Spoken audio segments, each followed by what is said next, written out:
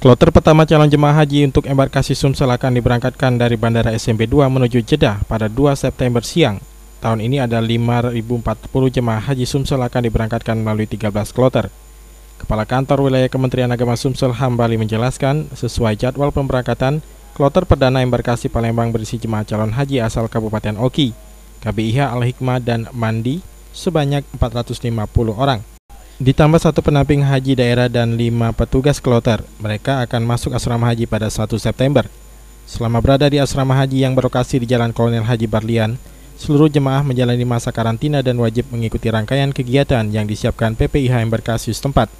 Selama masa karantina, jemaah tidak boleh diganggu, kecuali ada hal yang sangat penting dari keluarga, maka bisa dipanggilkan petugas, sehingga mereka bisa bertemu meski tidak lama.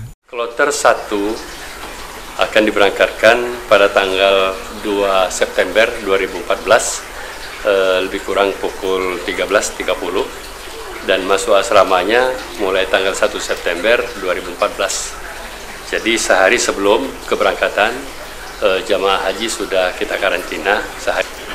Jadi mulai tahun ini kloternya menjadi lebih sedikit karena penggabungan dari pesawat yang kecil menjadi pesawat yang besar.